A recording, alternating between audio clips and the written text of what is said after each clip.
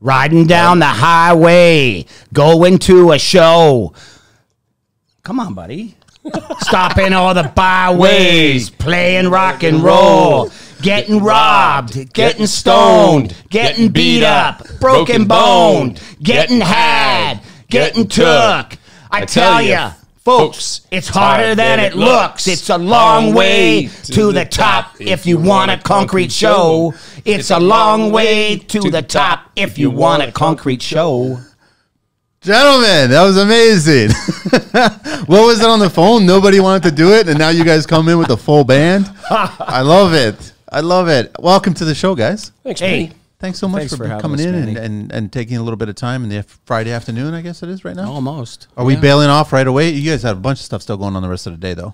Oh, John's got a son playing in a hockey tournament in London this weekend, so nice. We just met on the 401, came down here, and figured we'd fit this in. A little concrete expo stop and then hop in, carpool. We have a couple conference calls as well. Okay, cool. I mean, even, you know, the beauty of this is I can stop at a hockey game and still take care of a few things on the side as well. So it's good. It'd be nicer if you just focus on the hockey game, no? Talk to Stuart. He might tell you it's better I focus on the concrete than the hockey. Gentlemen, all right. So I got Stuart and Jon here from the Concrete Expo show, and we're going to have an interesting conversation about the show that's coming up for February 14th and 15th, yeah, Feb 14, 15, 2024 at the International Center, as always, in Mississauga, Toronto, right next to the airport. And it's been growing ever since it started, right? Yeah, I would say our first year we had 35 to 40 exhibitors. Oh, I would bump that up a bit. I think your memory's fading. Wait, how far back? I'm going to go 100. We first year, I think it was 2018. We started working on the show in 2016. That's where the idea came about. Yeah, I'd say we had about 100 exhibitors. We were on about 75,000 square feet in the first year. But the show, it definitely filled a void in the market. It did. Yeah, because everybody in Canada, all the suppliers, all the attendees, they were all going to the World of Concrete in Vegas. We're familiar with that. And that's fine. I mean, the World of Concrete's a fabulous show, and we're not here to compete against them by any means. But the problem was for the suppliers, if they had to exhibit at the World of Concrete, if they were only doing business in Canada, they had to go to Vegas, ship everything there, pay the international rates for exhibiting, and then they had to wait for every 1 in 12 people that came by that was a Canadian. So was it cost effective for them? No. And I realized that there's probably a void in the market where the suppliers to the concrete construction industry in Canada would probably want to have their own show. And that's where the whole idea came from. Am I fair to say, guys, that the conversation about construction and specifically concrete is different when you go Canadian and you go U.S.? I'm not so you know what I'm saying, like that? Yeah. I was just down at the NRMAC, which is the National Ready Mix Concrete Association. Yep. I was at their trade show this week in Nashville. Okay. And the concrete producers seem to be similar. I mean, the conversation, it was all the same to me because I'm not pouring concrete. I don't know the intricacies. I think I'm going from the tradesperson's perspective, like the actual contractor's perspective. I think that their mindset on a Canadian project versus a U.S. project is slightly different. I'm not saying better or worse. There's probably different rules and regulations. Yeah. From the American side to the Canadian side. One specific one is on a barrel mixer, for instance, they have a front discharge, which is permitted in the United States, but not permitted in Canada. So the manufacturer can't sell that same product in Canada that he can. What's the reason why it's not allowed? Just rules, regulations that they don't allow for a front discharge. So it means the concrete comes out the front of the barrel instead of the back of the barrel. Yeah. And so there's a big difference there. We've seen all those social media videos where someone's cutting off a truck and all of a sudden all the concrete just pours right over the car. I haven't seen that. Oh, you haven't seen any of those? They're entertaining. Sure. So I'm like, that's got to be American. I was talking to Terex, the builder of this front discharger, just this week, and they said they could bring it up here, but to spec it and change it, would just be far too expensive for what it's worth. So to meet the regulations of Ontario and the rest of Canada, it's just not worth their while. So I'd love to share. So 2018, 75,000 square feet, about 100 exhibitors. But coming into 2024, what are we at now? We're almost 500. Well, we're not quite that. I think that would be 2027. Okay. Yeah, all right. yeah, maybe 2026. I would, fair to say, between 350 and 400. Okay. I think the biggest thing for me, if I can back up a little bit and talk a little bit about launching this show, is Stuart and I were friends long before I worked with Stuart on this project. And I wasn't from this industry.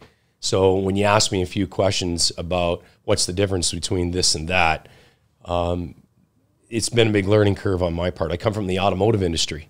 I did sales. I started as a toolmaker in 1989. Stuart and I met in the gym probably 20 years ago on a fluke, just seen him at the gym every morning. And he presented this idea in 2017 to me. I was going through a transition in my life. And I didn't see the same vision he's seen at that time, but I did some research and started to look into it. And it really didn't interest me at the time. And I always say he's lucky he found when somebody ignorant when it come to this, because I think if I knew what the industry and everything entailed, I don't know if I would have taken it on. I agree. It's because we've really prided ourselves as a team, all of us, to learn about the industry, not just produce a trade show. We want to know about our exhibitors. We want to know what they do, what's involved. And we've done that. I know the difference between cement and concrete today. 5 years ago, I didn't know what that is. If you're in Boston, it's cement. That's cement. And then everybody laughs at that, but that's the truth. Or, you know, ready mix. I didn't know what I don't know how many trips I made to Stuart's office in the early years going, Stuart, are they a ready mix producer? Or what is it? Is it precast? I don't know, Stuart. And then we'd get online and we'd have to Google it, him and I. You know, this. Oh, yeah, the first year we were putting it together, John and I would work in the office, and we would go back and forth.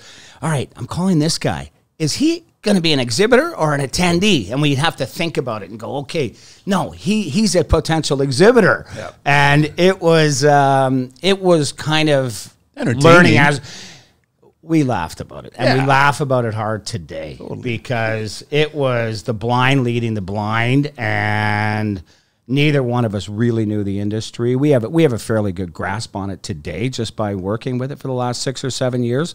But that initial year, it was mayhem. And sometimes ignorant is bliss, right? Because we didn't know the politics of the industry. We didn't know who was connected with who. We just got our database and we started calling. And sometimes that works out better than having hesitation about calling this person or company because, you know, they don't like this company or they have issues. We didn't know any of that. We didn't know any of that. To your with point, the that ignorance associations. actually, I think it built the show. Like, I would say for sure. Yeah. You look at successful businesses and how they're put together, and this one was really one of those flukes how it came together, because Stuart is, I always call him the rock star. We can walk into a room and we look around and he can vision how it's going to look from a setup, chairs, tables, how this is going to look. I don't see that piece of it. So he's really good at that. But on the sales side of it, I just assume he stay on his side of the wall and I stay on mine when it comes to the sales.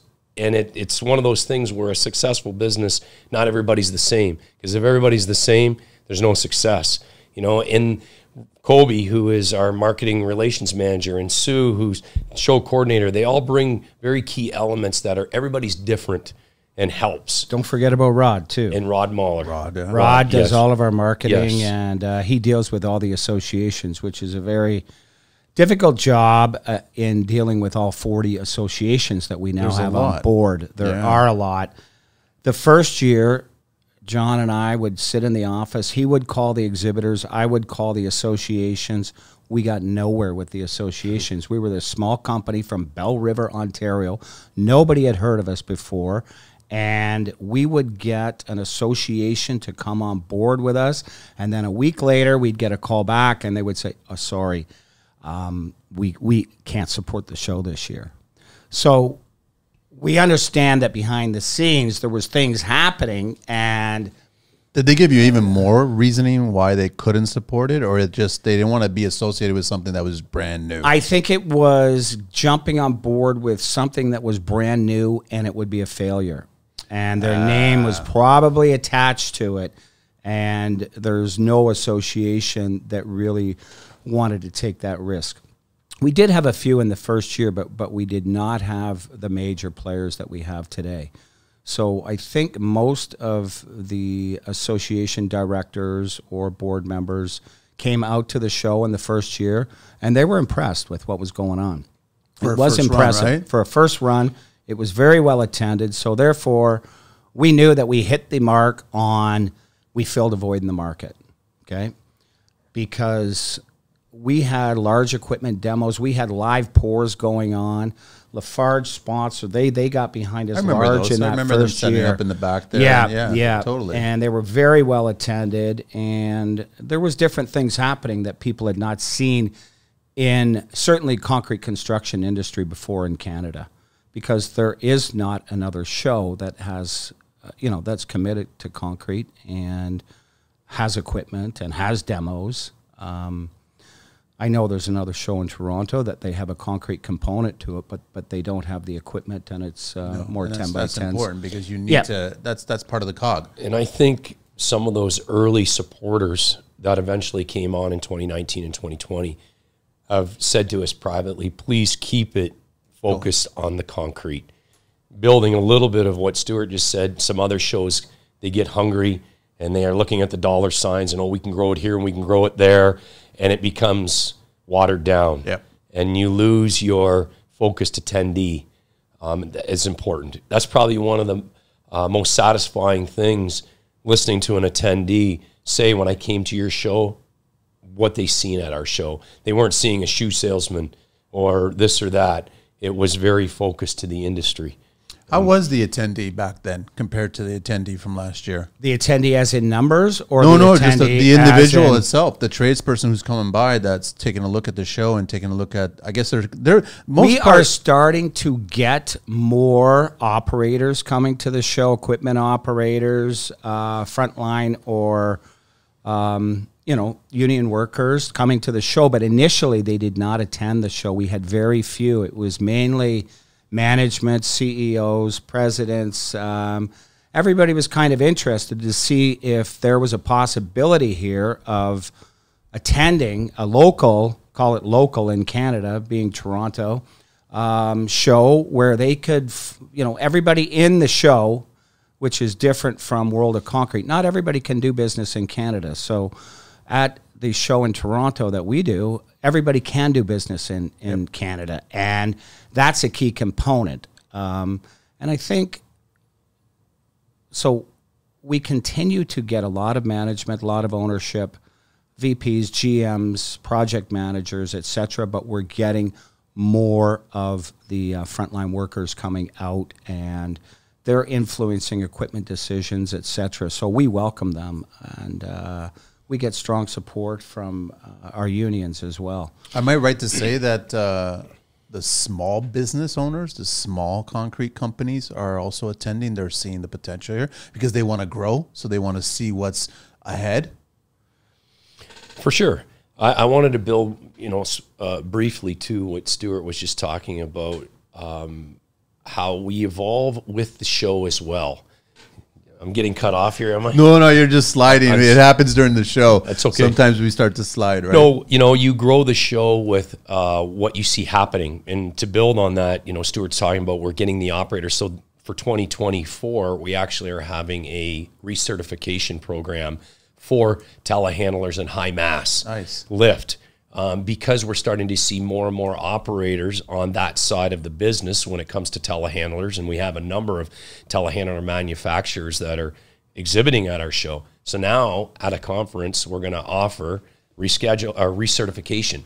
So now a company can send their employee to come and get recertified and also see the latest and greatest equipment that's on the show floor. So I'd love to hear about some of the speakers that you guys are planning on for the next year. Well, that's Rod's department. Rod puts together our whole conference program. Okay. And he is just in the process of working what we do, we go to all of our experts, which are our associations, and we ask them to come up with timely and topical sessions that would be interesting to people, educational, and hopefully well attended. And so we probably have 20 different associations that will come up with one or two topics that they believe is relevant for their association and their members. And we end up with about 33 conference sessions over the 2 days. And all of them stay within 50 minutes, including Q&A. And the model has worked for us. We don't go through a process where we ask for papers 8 months in advance like many other shows. We rely on the expertise of our association sponsors. But then you're also looking at the feedback from attendees that are coming and trying to figure out what you guys want to do and what you can provide. Absolutely. Right? Absolutely. And we think, so we're growing our conference component of the show because I think for people to come in from Nova Scotia, New Brunswick, Alberta, BC, they need to see more than just equipment, product, service on the floor. They want to be educated as well. Yep. So we're trying to kind of kill two birds with one stone, where they can get the education and the product information and talk to people face to face. You know, and talking about the associations, and Stuart and I were talking about this on the way up here, is to build on what he was saying about us having to approach associations. Now we're being approached. Now they're coming to us saying, how can we be involved in your event? You know, you're starting to get proper recognition in the industry when the associations are coming to you. And when we talk about associations, just so the people understand, is there 7 concrete associations across? Yeah, Concrete Ontario, Béton, Quebec, Atlantic Concrete Association, Manitoba, Saskatchewan, Alberta, and Concrete BC. They're all on board with us as co-sponsors. We are members of each of those associations. We support them as much as we can by attending golf tournaments, giving out the swag at the tournaments. We don't just sponsor. We actually stand on a hole and meet and greet everybody and give them some swag ourselves. And usually some cash. And really, we ran a chipping contest at all of running, giving away $600 and $800 cash at all these tournaments. And it really, people come up to the tee and they're like, "Oh, you got a chipping contest?" We go, "Yeah, but the winning team will get $800 cash at dinner." And they perk up. They do. Yeah.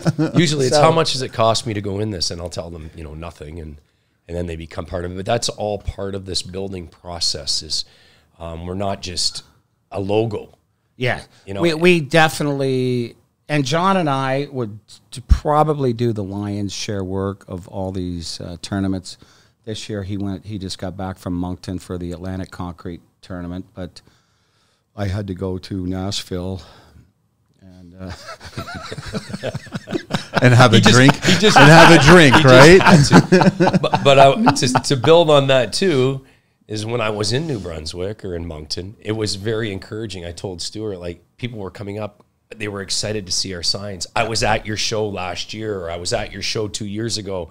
You guys are doing a great job. Keep it going. It's so awesome to have something in Canada like this. You're building a family. Right. Yeah, and we're trying to make it, inclusive for everybody in the country. I know there are provinces out there that believe everything happens in Ontario, but we want to ensure everybody across the country that you're welcome, and we're catering to all associations and companies across the country. In saying that, we're bilingual.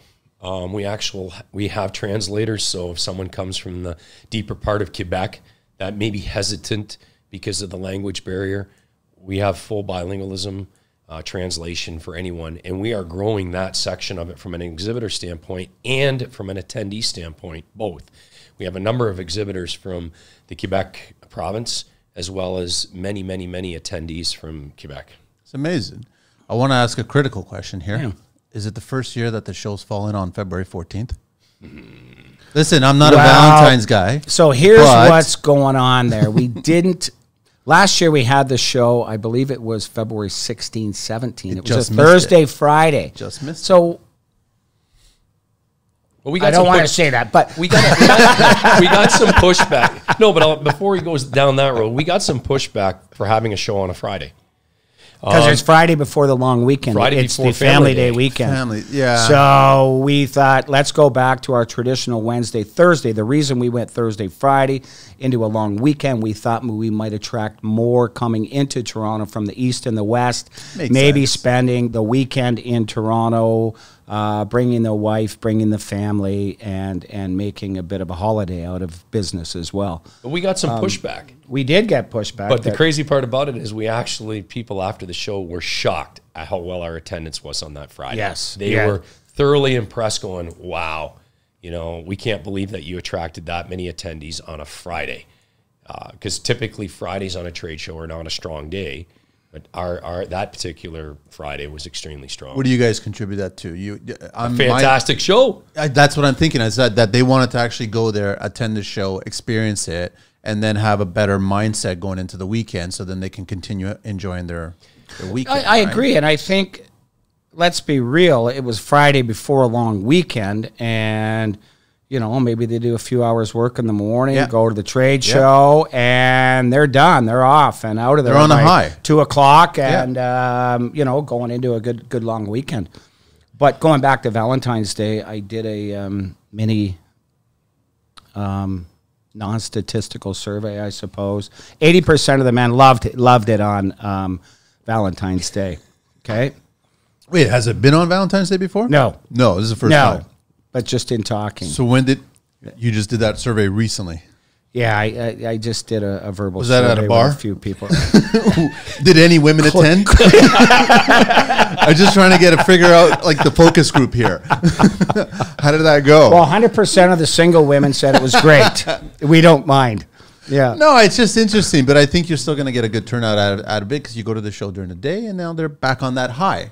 Yeah, That's what I think. There's a lot of You great know what? restaurants in the area. I never thought of it that I way. think they're but going to be that's on awesome. a high, so then all of a sudden they'll have a nice evening, right? And then they'll have a nice weekend from there. That's my thought process. I haven't done an official survey.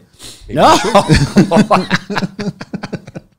I do remember, was it the first year that you guys had the snowstorm? And then the second year was the ice storm? It was like back-to-back, Mother Nature was just knocking you guys down? So John and I, on the first year, we're already nervous as all hell because this is the first year show. We're thinking we might open the doors, nobody shows up. Yeah. We have exhibitors, but do we have attendees?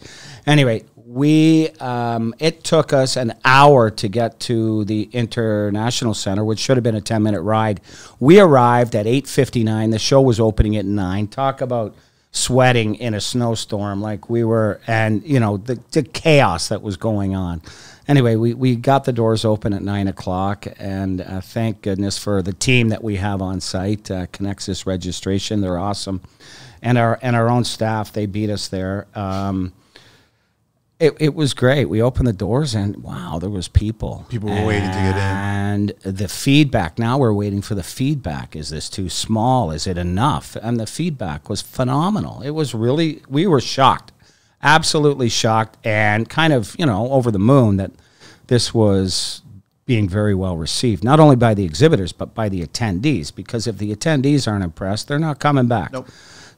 But again, being ignorant in this whole thing, not knowing much about anything, at the International Center, there's the room up top where Stuart it's like the captain's chair, and there's a big window, and you kind of oversee, and I'd go up there, and he's got this big smile. Well, when the boss is smiling, typically you know you've done all right.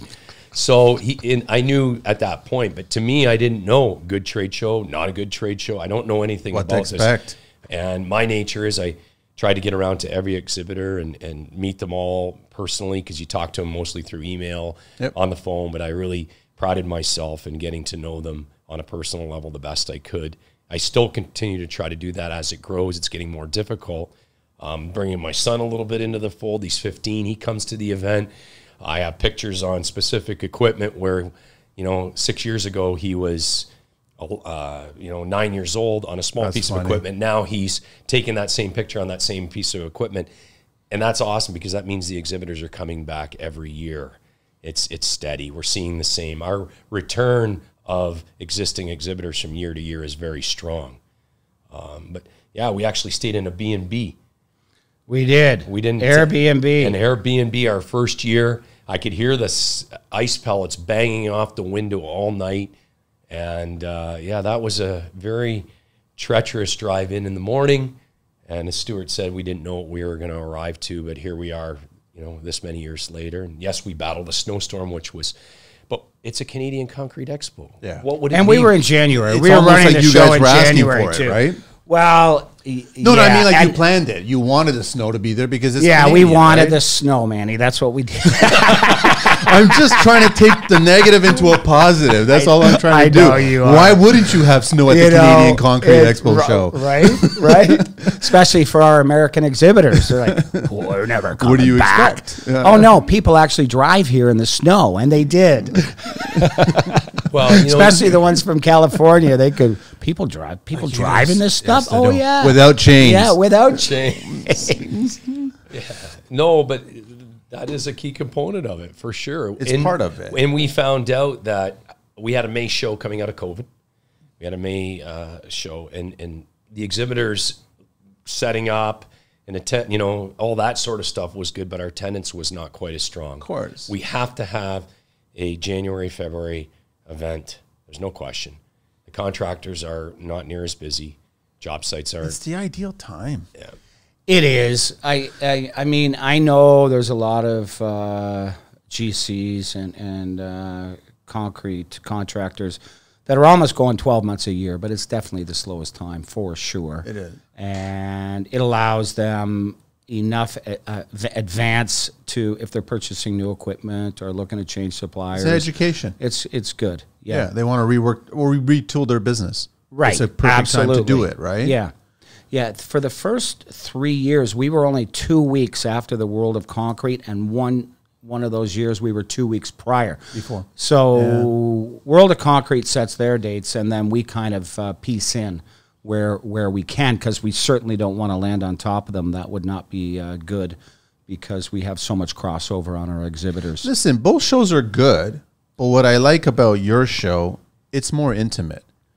And I get to the point where it's like I could have more conversations with people, whether they're exhibitors or just people that you cross paths with in the hallways. I can have longer, more fruitful conversations than I can at the World of Concrete, because I think it's just so monstrous that you got to pick and choose who you're going to kind of cross paths with. It's a wonderful show. I did attend it in 2016, and that's where I kind of said, okay, let's move into the concrete construction industry. I think there's room in the market. But you're right about that, Manny.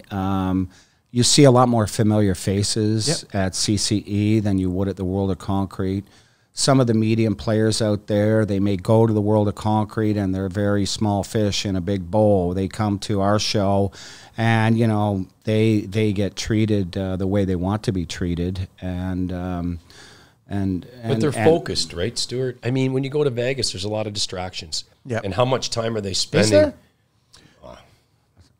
If you care about how a structure is built, there's a lot of it. The first time I was ever in Vegas, I would just study the structures. I would walk around and just see buildings and see all kinds of faults. Slot And so I was machines and the this is tables. wrong, this is wrong, this is wrong, need to change this.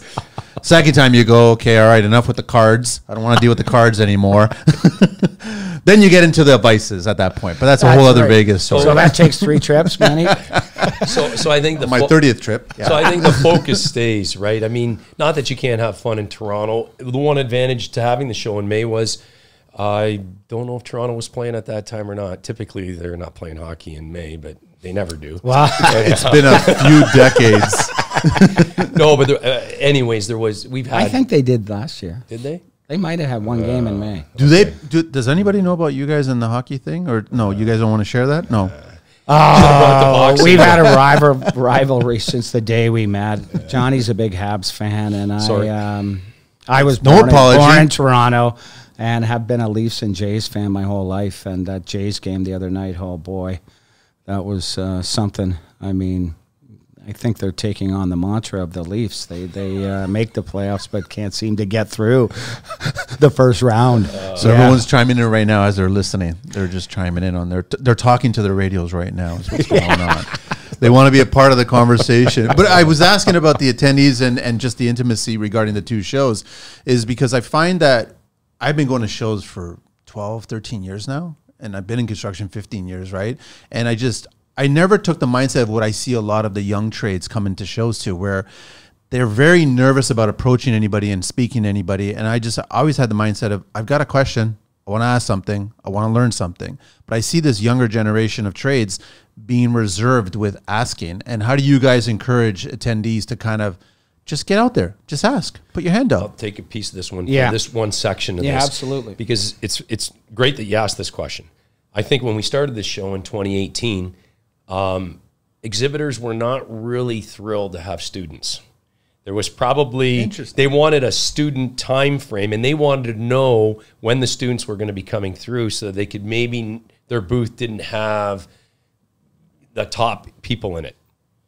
Really? Yeah, because they didn't want to waste their time speaking to a student that wasn't going to buy their piece of equipment, or it was going to just fall on deaf ears. One day they will. Well, no, that's what's happened. Yeah. Starting last year, and Stuart can build on this in a minute with some of the things. Definitely post-COVID, it changed. It changed. So now they're asking us to please bring the students because there's such a lack of skilled trade. Please bring the young people. And so Stuart and Rod have worked immensely hard hours to attract schools, universities, colleges, busloads to come to the show with these new and upcoming, because that student of today could be running that piece of equipment 3 or 4 years from now. Yeah. And for whatever reason, I don't know if we've dropped the educational ball from a federal or a provincial level about kind of teaching or pushing skilled trades or even labor-intensive jobs. But the younger generation just seems to me that they don't, either they haven't been exposed to it or they just have no interest in the trades and in construction. And I don't know what that is, but I think we need to be re-educating. I know there's a lot of initiatives going on out there, and I think the associations, the industries realize it, that they've got to get involved and make that push. So we are trying to do our job as a national show to kind of instigate or provide opportunities for students, like Johnny said, college, you know, grade 11, grade 12, to attend the show and get introduced to the basically construction industry if they have not already. Skills Ontario brought in their van unit, and it's got the slide outs. Yep. And you walk through, and everything from a welding gun. Yeah, I remember that. Yeah, and the simulations. The PPE, they had the cabinets, they had everything. My son went through that, and he was just, you know, you can be running the payloader, or you can be, you know, mixing the concrete, all these sorts of things, and it introduces the I think they would, if they would reduce the amount of so-called rules, like the one-on-one, the red seal, their apprenticeship, if they opened that up more, I think you would get more kids coming in, because then they would see more opportunity out there. But I think it's further than that. Coming from that industry, I took my apprenticeship as a tool and die and mold maker in 1988. But I think where it started was my parents. They encouraged me. And actually, the stigmatism back then was worse. Worse. Much worse. Yeah. You were considered not intelligent. You were just taking your apprenticeship program. You weren't going to make it in college or university anyway, so go that route. That was the mentality. We were farmers. It was a vision my dad had, work on the farm, become a toolmaker. And I worked my way through. So you don't have the parents talking to their children or young adults about skilled trades. That's you have both sides, eh, John? Like it's good that it's refreshing to hear you say that you're encouraging your son to actually get 100%. Into it. But you get a lot of people that are in construction not encouraging their kids because they don't want to go through what we went through, cold winters, working hard and all, and getting dirty. They don't want them to go through that stuff. But I think they're just painting the wrong image of it. Not necessarily a negative image of it. They're just not painting all the positivity that's beside it. And I think that's what's happened, is that you're getting maybe a mixed bag, maybe even 50-50 parents. And I see a lot of the younger trades right now that have little ones, and they get them on the job site. And sure, of course, they might be doing this or that. I mean, I saw a video recently where I saw he had to be maybe 8 or 9 years old, and he was screening concrete. on a little walk path, and he was being supervised by his dad, which is great. But there's a little kid that's getting excited about actually shaping concrete and putting it all together. But you're getting, I want to see this younger generation with the young kids right now, 10, maybe 15 years old. I think that they're pushing it more than their parents were pushing it. I think between you and the other parents of your same age, sure. I think 50% of them were saying no and 50% were saying yes. I think now we're getting the younger ones, the young kids, maybe it's more than 50% saying yes. And that's where the trade show comes in, is they can bring their young, 14, what I love 15. about the trade show is that construction's so open. It's not just about, am I going to swing a hammer? That's my job. That's my career. No, you got to understand that there's machinery, there's also management, there's supervision, there's also engineering, there's all kinds of, there's so many different levels that you can get into, and you don't know those levels and unless so much room to grow. I mean, you look at leaders of a lot of these GCs out there, and they started at the ground level and worked their way up. And they didn't need to have a master's. They didn't need to have a university education. It was all about their ability, their drive, their motivation, passion, and that's what got them to the top. It wasn't a degree or a diploma. But they built a solid brand, and it kept on growing. But I think the younger trades have a hard time understanding that person, it wasn't given to them. Right. Yes. Like, for the most part, I don't think it was given to them. I think that a lot of corporations have built themselves so big that their family and they've kind of worked into it, and then they continue the growth of that business. But it literally got started by swinging a hammer, right? So it's like, if you worked hard, you built this brand, why can't you as a tradesperson have a very successful career and you're making 6 figures? I mean, this has been spoken about on the show several times, where you're not making 5 figures, you're making 6 figures, and you can grow it from that point. And that's not the norm these days in any other, like most careers out there.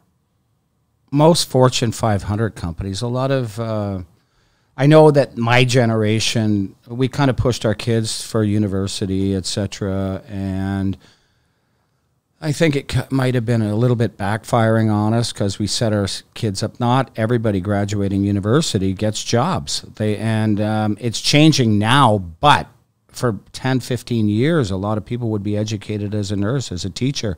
They never worked in the industry because there was no jobs to be had. Yeah. And I think construction, really, if you're a go-getter and you want to climb and move, there's so many opportunities, and you don't have to wait a lifetime to get to where you want to be. And a lot of the Fortune 500 companies, you get stalemated at a certain mid-management position, and you're not going any higher. And then when you hit 55, they boot you out the door. That's why I'm self-employed, so nobody's booting me out the door. Okay. I got to be careful, but anyhow. You're trying to figure out how to boot yourself out the door. That's what you're working on. I mean, you got to look at the landscape. I mean, we have a lot of cranes in the air. If we got a lot of cranes in the air, then there's a lot of work going on. In fact, the last show, I was talking to a lot of the attendees that attended the event, and they said when they were flying into Toronto, they could not believe the amount of cranes that they seen when they were coming into Pearson Airport. And to them, that's money in the bank. So there's a lot of exciting things happening, and not just in Toronto. There's other large cities in Canada that are growing. When I was out in Moncton speaking to the ready-mix producers from Nova Scotia, from all those eastern provinces, they're booming. A lot of very good things happening in the industry. So exciting. But as we just said, and not to go down that road again, the theme of every conversation is, I could build 30 houses right now, but I don't have the crew. Yep. They don't have the personnel. They don't have the people. So we're trying to, enhance that piece of our show to attract these young individuals, to say that. How are you guys getting the message out there to the actual younger trades? You guys, I guess you're getting on social media, you're sharing it, and obviously you're getting on a show like this and sharing it. Some of the government individuals that have actually come to us, somebody from the NDP government had approached us. We're even getting noise through the government for them to take note and latch on to us in offering other programs. Skills Ontario, there's various, some of the unions, Carpenters Union, these sorts of things are exhibiting with us. They want to attract people into their establishments. So we don't have programs in place at our office to train and bring young people into the industry. But we, like John said, we latch on with someone like Skills Ontario, Skills Canada, provide them with complimentary space, get their truck out to the show, promote them heavily that they will be attended, provide them with an opportunity to speak to all of the contractors that are at the show. And so that's really what we do. We kind of provide and partner with these organizations to give them added exposure that they might not normally get. And we encourage them to bring students out to the show. The first 3 years we ran the show, we had it was 19 plus to get in. So we were not in the business of bringing students out to the show, but we listen, and we've adapted and we've changed, and now we encourage them to come to the show. We want them to register first, and we don't want it to be pandemonium on the show floor with too many students that are kind of overtaking the floor, because let's face it, at the end of the day, people only have 2 days to do business there and make their contacts. So we encourage the students to come out with a teacher or a professor, whatever that may be. Well, come up with a plan, though. Actually figure out your agenda. Like, if you want to come up for the 2 days, figure out who you want to, maybe look online and figure out my top 10 that I want to go speak to, that I want to go see, ask a question of, right? I think if they come with that kind of mindset, then they'll have a much better experience, right? Because I look at your show like a vision board for them. They're walking in and they're like, this is what's in front of me. And what's my possibility that I can actually get into this industry with? Well, we have ideas for the future. If this continues to grow, when it continues to grow, not the show, but the students. If that piece of it continues to grow, actually having walkthroughs with guided personnel. And that way it's a set time. Let's say between 1 and 3, there'll be this group, and they'll sit in a conference ahead of time and get educated in a conference. I like that. And then the next piece is we brought back our large equipment demos, and that can lead into that as well. They don't only get to see the equipment, they can hear it run, they can see it work. We have a large facility indoors. As Stuart said, we in 2018, 19, and 2020 had large equipment demos. And when somebody hears that, they think, oh, what am I going to see, a machine out there going through pylons? No. We actually have live concrete pours. Yep.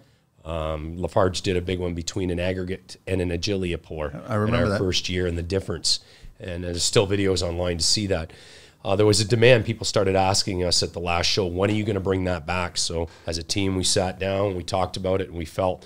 So we got some interesting things that are going to be happening again, and I don't know if it'd be fair to talk about them yet, but we do have some exciting. You guys are spinning wheels. You're figuring out what the industry's asking for. Yeah, and we've been approached by. We're always trying to evolve. That's for sure. Yeah, and we're taking the feedback. We're listening to the attendees. We're listening to our exhibitors.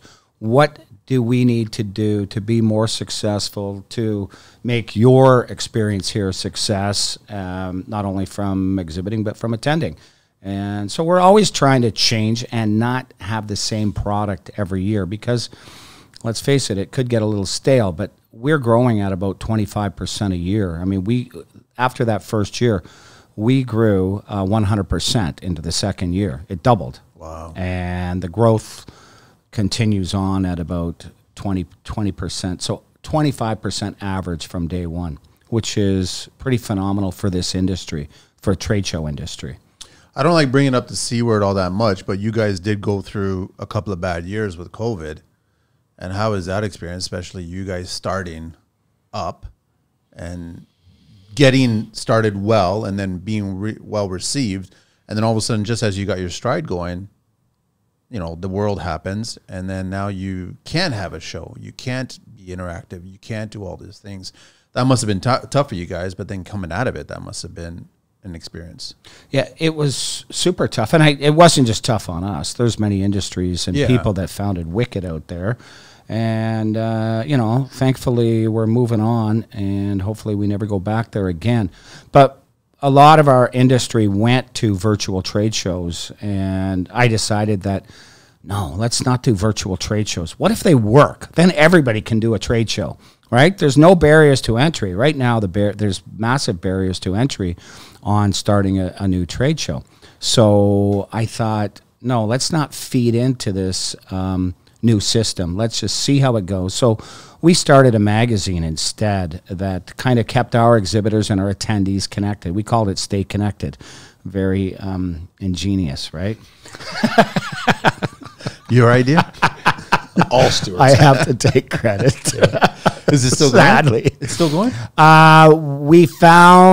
We kept it going right up until a couple months ago. Okay. So now we just produce a show guide and the follow-up issue that goes with it. But it served its purpose. The exhibitors, they were advertising with us. We had great editorial in there. We were putting it out about every 5 weeks. It did keep everybody connected through COVID, and we realized that the exhibitors really, they don't want to be in, whether it be print or digital, with us anyway. Once we got back to the trade shows, they wanted their booth space, sponsorships, and kind of go back to the way it was. They want to shake hands. And so we stopped pushing the magazine. But it was really good. It was a nice fill-in for us. But and the first show back was May of 2022. We thought, oh my God, what are we doing? We've got a construction show in the middle of May. And the exhibitors, they basically said to us, yeah, let's go ahead. Let's try this. And it turned out to be a fairly good event, not a great event from an attendance standpoint, because it was 2 beautiful days in Toronto in the middle of May, and the construction sites were hopping. Nobody wanted to leave. We couldn't have had a rainstorm or a massive I know. thunderstorm. No. We couldn't have got That was Mother Nature telling you to go back to February. Yeah, say That's go all back it to the was. snowstorms. You don't do well in 90 We'll bring the degrees snow, Fahrenheit. you guys bring the right? show. That's Yeah. as simple as that. But what I realized, I've been in this industry for 33 years and doing mainly home shows, boat shows, RV shows, etc. I found that even on rainy days in March and April, you would think that people might not come out, but or even sunny days for that matter. But the ones that always need something for their house, whether they need a new boat, RV, or even a new piece of equipment at the CCE, they attend the show.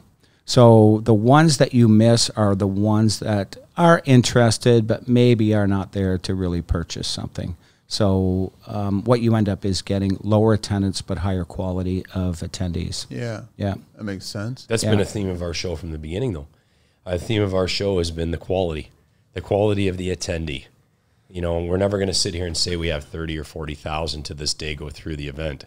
But what I can say is the people that come through the door are very qualified. There's purpose behind the person 100%. that's there, right? And your exhibitors appreciate that. Yeah. I'd love to ask you guys if you guys can remember, since it started, to what you think next year is going to be about.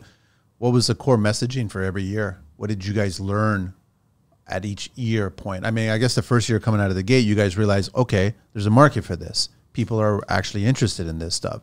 How did that feel the other years? What was the message that you guys took away from each year after it was completed? Well, number one was kind of elation after every show. Hey, we live for another year. Yeah. Right? And we just, like we spoke about before, Manny, we just continue to take feedback for that first 6 weeks after the show from basically the attending group and the exhibiting group, and figure out what we may have tried that didn't work. We usually know. We don't need to be told. But we keep trying. Don't bring it up again. Right. Leave it quiet. We got it. We all heard it. Got it. Thank you. Yeah. So just taking feedback and being a small company, we can turn on a dime. We are not set like a lot of the larger conglomerates, whether it's this industry or any other. They can't turn on a dime and make decisions that are going to be affecting their customers tomorrow. We can do that. And if we realize we've done something that didn't work, we eliminate it, we move on. Do we have new ideas? Yes. These people are saying this, they're saying this. Let's incorporate some of these new ideas that we want to do for the next year's show.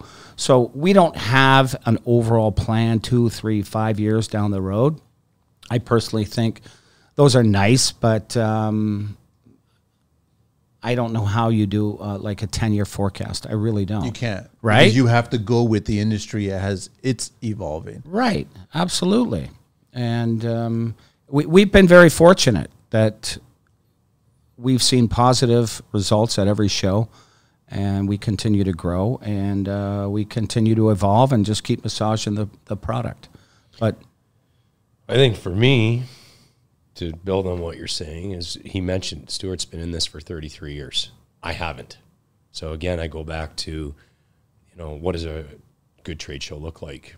And there's moments in time when I remember our first exhibitor, we were talking about this on the way up, the first check that came into the mail, who it was. And it's those moments, you know, that you get some feel good. And the last show in 2023, there's a stage area on the shop, or on the floor. And it was later on, it was after everything was set up. We were getting ready for open up the next morning. Stuart and I sat on the stage, and he says, now this is a trade show. And when you hear that from a guy that's been doing this for 33 years, yeah, wow, it just, I get chills right now, like literally. Yeah, you know, it makes sense. And that's the drive for me. That's the drive for me to keep growing this. Is there an underlying for me a little bit to prove? It's kind of like the puffer fish at the bottom of the sea. You know, this little thing, and you want people to recognize you, and it's driven me to this point, and just keep going and going and going. But there's pride in it. There's pride in what we're trying to do. The belief, is there was a lot of non-believers. We didn't even have an association that would believe in us in the beginning. Now they're approaching us. All these things that drive you. You know, other competitors trying to manipulate their dates to us and change things to try and make it more difficult for us. That's when you know you're starting to do the right things. When you hear the exhibitors tell you, keep it going, love what you're doing, you know. But it's just like construction. I'm sure that you guys got a lot of naysayers in the beginning, just like this is not going to succeed, and you were probably hearing it, but you guys weren't listening to it. But it's just like construction, where it's like you go on your own. You want to start your own business. You want to build a brand. And in the beginning, everyone's like, why don't you stay put, stay safe, secure, just leave it at that. The market's already full. You don't need to do this. Don't do this. There's no reason to do this. But you guys found several reasons to do this, and you've proven it now.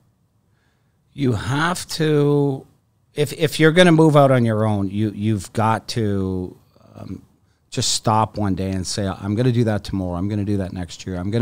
Because those days never come if you operate like that. You have to kind of jump in with both feet one day and say, today is the day. I'm going. You know, whether you continue with your current job or you're building the other, I don't know. But that's what we did. We jumped in with both feet. It was a huge financial risk, and we just pounded it out, basically on the phones from Bell River, Ontario.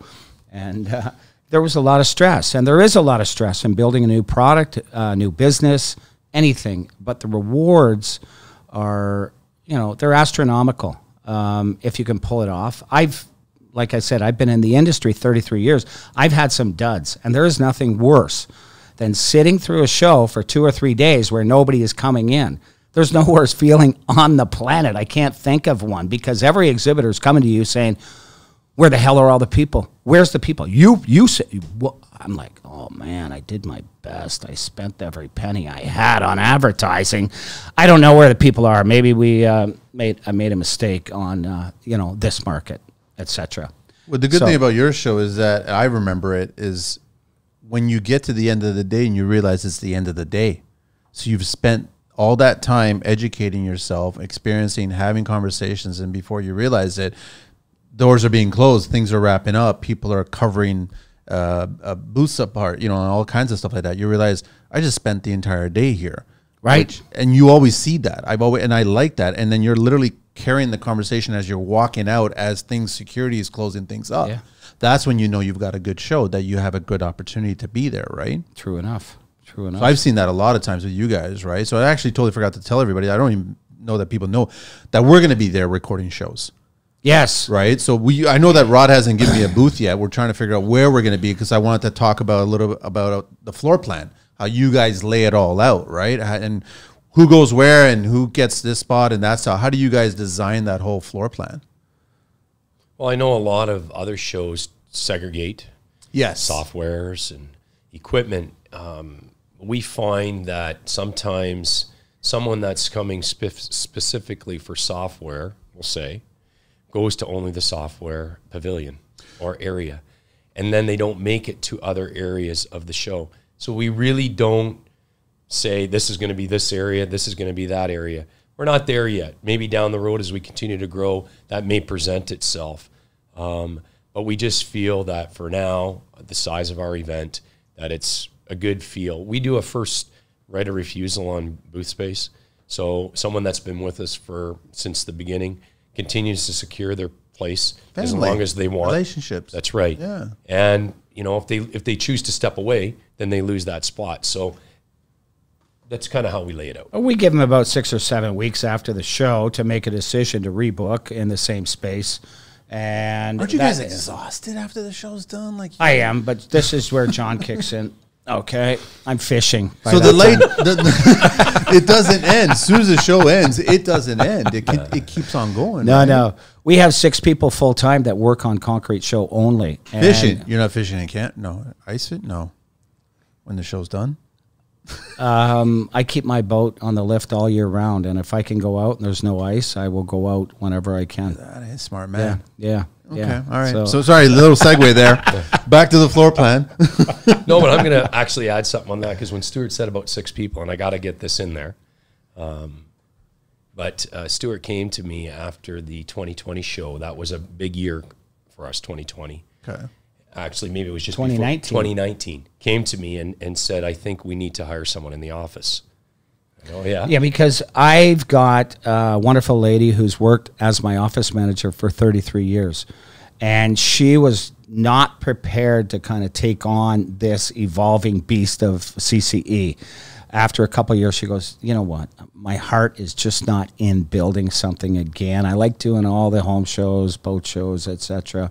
I know all the customers. It's great.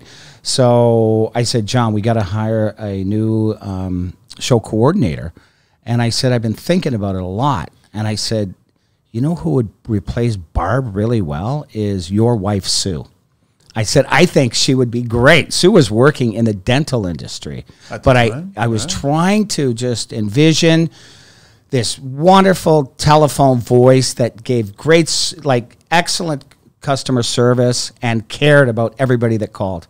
And I brought it up to John. I said, your wife, Sue, would be fabulous in this position. I can't say I agree totally with that.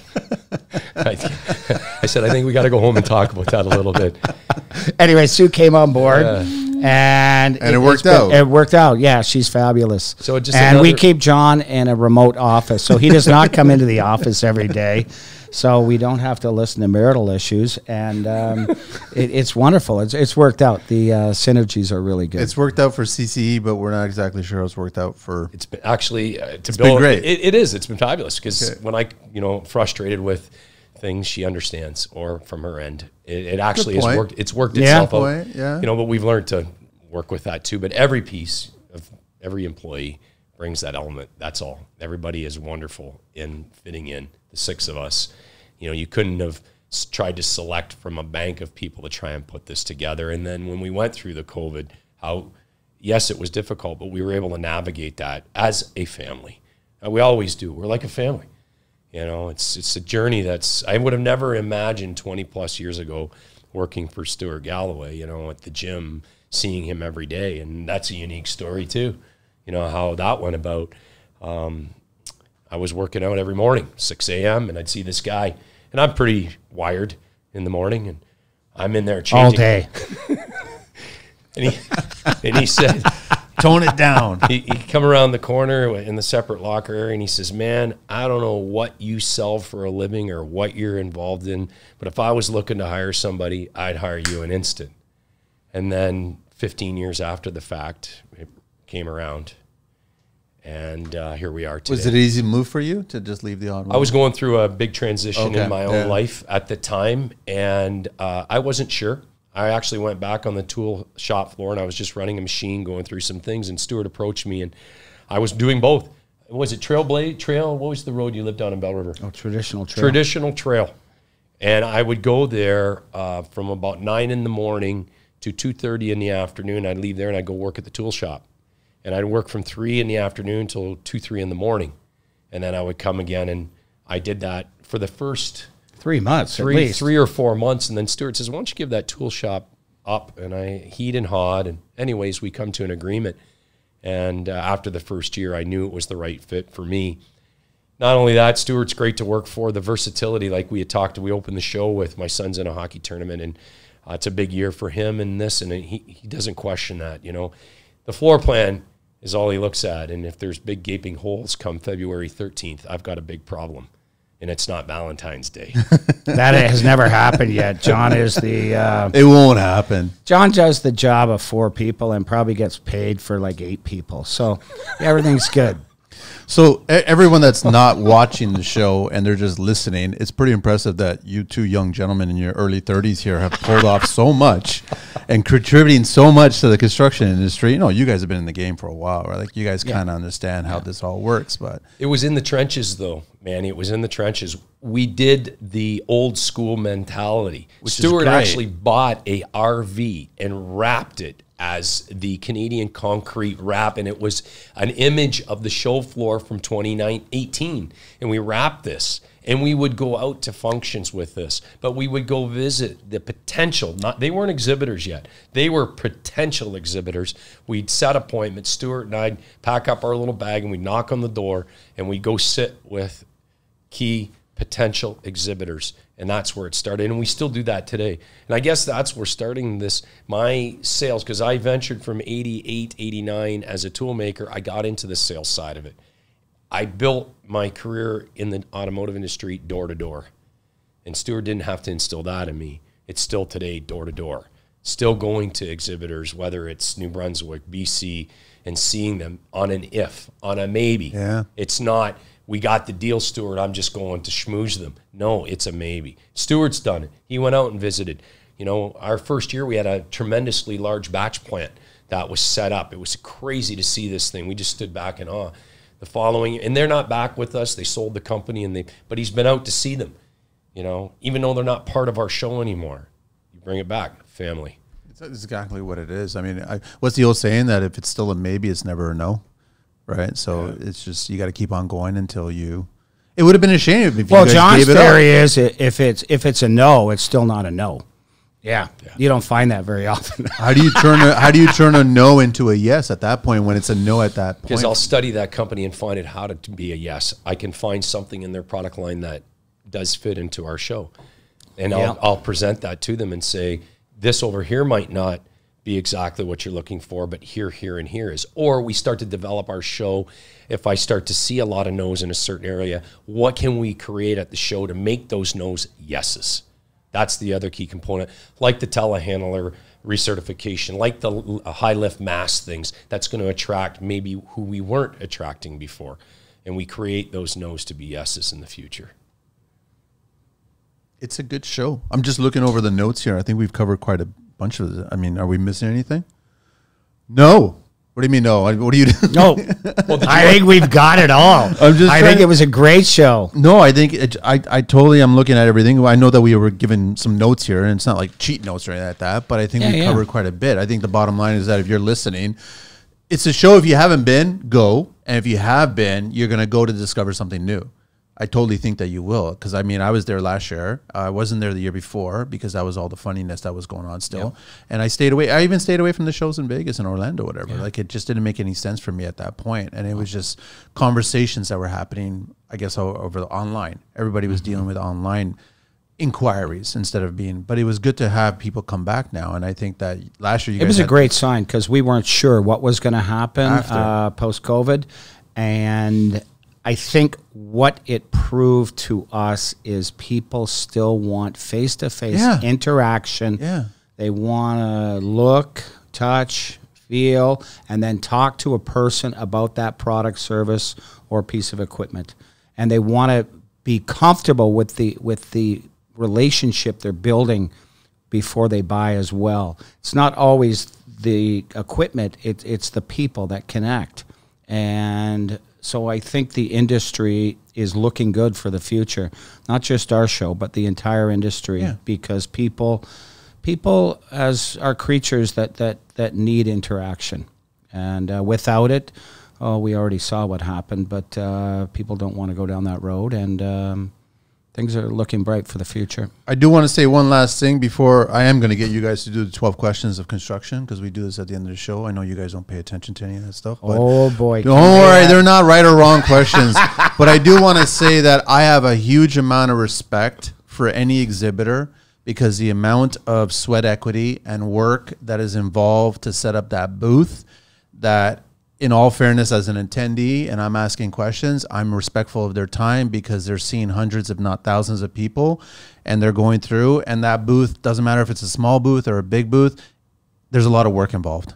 Absolutely. There's a huge amount of work for small business, big business, to get people out there, to have all the paperwork, to have the presentation, to have just the energy. For the most part, they have a lot of energy, and they just got to keep on building up that energy to have the conversation. So a huge amount of respect for all the, but you guys facilitate that. You guys get all those people out there and having all that energy in there. So then it's easy to, for the first half of the first day, it's a lot easier. It's a lot harder on the back end on the second day, where it's like, well, we still need to pull our trenches and just keep on going, right? Yes. So huge amount of respect for them. So you guys, Well, and again, sorry? I just wanted to say, I think that we've got a partnership this year with Construction Life and Manny, and we're super excited to be on board and be here today. It's been a great I just look forward to our us. conference calls. That's all I do.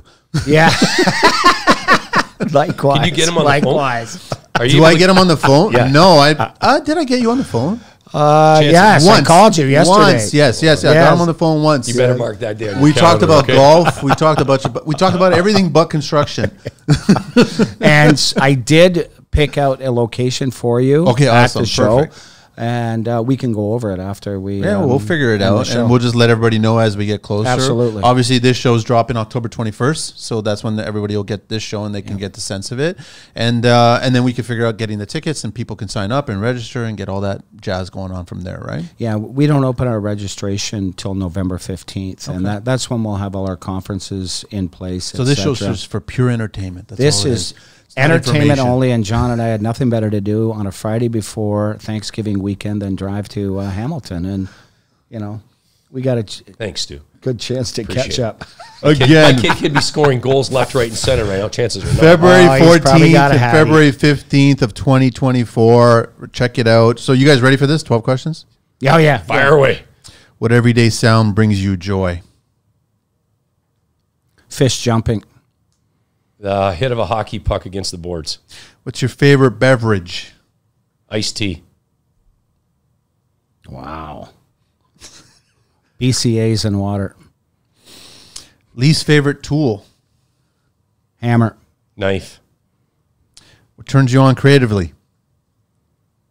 Smell of concrete. Wow. It does have a nice smell. It does.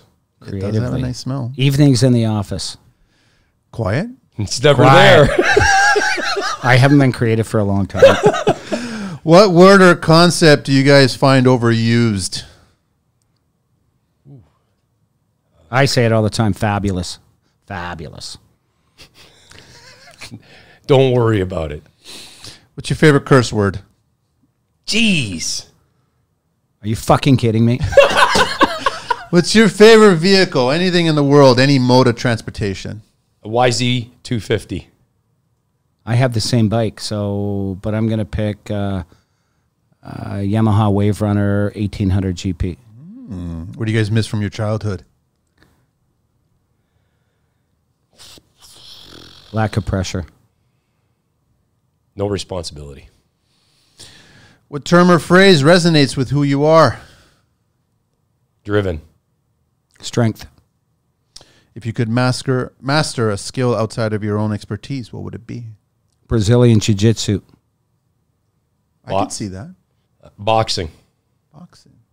You guys are never leaving the gym, eh? If you could speak to an historical figure, who would it be and what would you ask? It used to be Justin Trudeau, but not anymore. And hopefully, no, forget it. I liked his dad, Pierre Trudeau. I'm going to say Rocket Richard. And just want to know his perseverance, how he persevered through all his troubles. There never really is an answer, is there? It's more of a drive, right? Yeah, he had drive, man. Yeah. Watch his biography. It just what he went through. Last question. If heaven exists, what would you guys like to hear God say when you arrive at those pearly gates? Thank you. About time you fucking made it. It's always been rejected. Okay, Gentlemen, okay, this time. absolutely pleasure having you guys on the show. I'm sure that Colby will probably have another conversation. Might even want to do another show right before the show happens. That might be an idea. I don't know. You guys up to that as we get closer to We it? definitely would have more updates, let's say 30 days prior to Yeah, the show. totally. Everything would be in place, and we could talk about the features happening at the show and the conference sessions, etc. So to get a hold of the show, to check it out, it's www.CanadianConcreteExpo.ca. .com, and then email. Email Jon, Jon, at exposition.com. And myself, 519-562-4360. And what's the social media handle again? I don't even remember. I think it's Canadian. Oh, we are Canadian Concrete Expo on Instagram, LinkedIn. LinkedIn, Facebook, Twitter. Yeah. everywhere. Yeah. Everywhere. Yep. Yeah. That's it, gentlemen. I think we're done. Awesome. Thanks, Awesome. Manny. Thank you so much. Thank you. Angelina, we're out of here.